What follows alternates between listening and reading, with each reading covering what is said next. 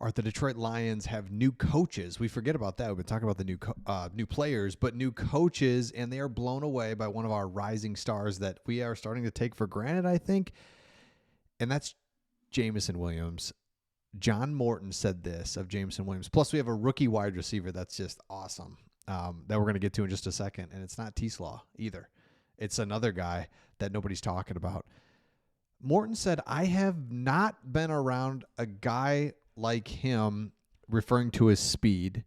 His first impressions of Jameson Williams are unbelievable in the meetings, attention to detail. I'm so excited to see him this year. It's going to be a breakout year, so I can't wait, which last year was a breakout year. And actually the year before that, because remember, he was injured.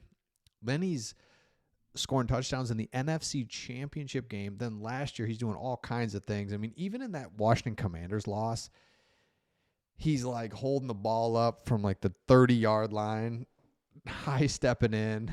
And I am getting old, and I just need to be okay with his like craziness, because that's just who he is. That's what makes him play well. That's his craziness. So let me know in the comments. Are you like, dude's a little over the top, needs to settle down? Or are you like, dude, more the better, get wild, this is what we want from him? Let me know in the comments, because I think most people are like, this is it. This is who he is. And so remember, John Morton was the senior offensive assistant with the Lions in 2022, because I was thinking, wasn't he around? He was, but that's when J-Mo was working back from an injury. So the Lions were focused on the new players, as we should be. It's fun and exciting. But when you add the new players to our established stars, and J-Mo, this is the year where it's like, oh, crap, you're a star. And this is where we look at, and the conversations begin. Do you pay him big money? Do you, all these things? And I think absolutely you do. If this year he's a star that we kind of think he could be, and he's clean off the field, and like we just don't have those stories, because it was like, man, there at first when we drafted him, he had the injury combined with some off the field stuff, and it's like, man. But honestly, we haven't seen any of that. And so it's like, all right, let's go. So there's T-Slaw that we add to this wide receiver group that could really round it out. We're going to get to Jackson Meeks here in just a second, but there's other wide receivers that could be something for us. Remember, I forgot we got Ronnie Bell as well.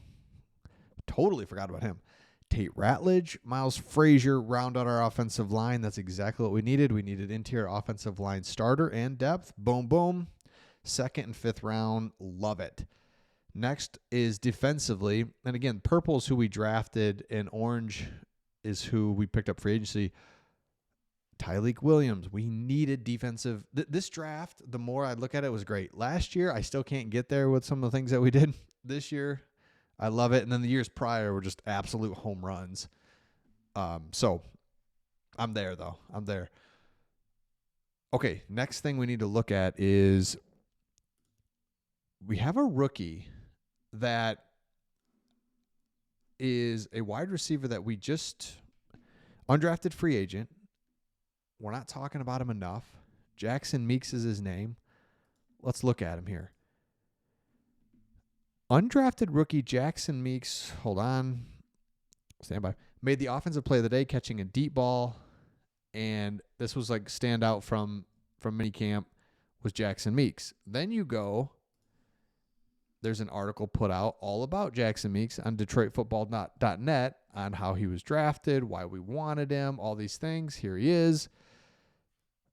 He was one of the few that was offered $200,000 in guarantees to sign after the draft. So there's a reason for that. Now, another thing is that the Lions have had somebody from the undrafted free agent pool make the team every year for the last 15 years. So one of these guys is going to make it. That's interesting to me. And here's why we like this guy. 6'2", 213 pounds. He stood out now multiple times, multiple articles. We've seen that he's somebody that we like need to take notice of. Also, let me show you this highlight of him. I mean, he's not a bad player at all. I mean, little one-handed little doopsie-doo here. Whoop, got it. So why is this so important? Well, because let's play that one more time. we have Amon-Ra St. Brown, of course, and J-Mo. And because we have two star wide receivers, a lot of times we just like our wide receiver room's good and we don't really pay attention to it. And well, we do. We're like, well, Josh Reynolds or Tim Patrick. Like, who's that third?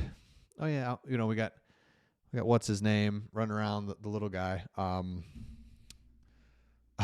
What's his name? Hold on. Khalif Raymond. Thank you. Khalif Raymond's running around. He can do some gadget stuff. But the truth is, like, man, we kind of need some depth. We need some more players. We've tried, like Donovan Peoples-Jones. We've tried guys in there in the past, and it just hasn't really panned out like we had thought. So really, what's nice is like, okay, we drafted one guy, we drafted two guys, two wide receivers, plus another undrafted free agent that maybe he's just in that same pool of those guys that just can't pan out, or we've actually got some real depth here at wide receiver that we haven't had in a long time. I forgot about Ronnie Bell. Sup with this guy. Love that. There's Jackson Meeks, T. Slaw, Dominic Lovett. Everyone says is awesome and been great in meetings and with the media. And the media even admitted when they drafted him, they're like, they interviewed him after he was drafted, and they were a little bit like, what's up with this guy? And then the media admitted, like, well, we were burnt out. It's the last pick. Like, whatever. He's awesome. Great personality. So the Lions, look at that offense. It is like, geez, let's go. I mean, you look, where is the weak spot? The weakest spot on our offense, starting offense, is Tim Patrick. One guy. He's not even weak. It's just like if there's the weakest, I would say Tim Patrick. Yeah.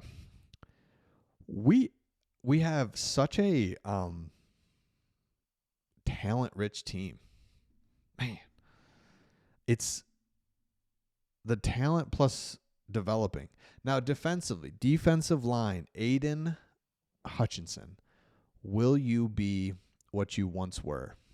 I don't know. I doubt it. Honestly, honestly doubt it. But if he can be what he once was, Marcus Davenport stays healthy, feeling great because linebackers are great, secondary is great. But that defensive line is going to be the question mark and what really holds us back, or shoot, they fall right in line and we are going to be a good team. Because if you look at the schedule, things are starting to pop up. The Vikings have a brutal schedule. They go overseas twice. The Packers are traveling a lot.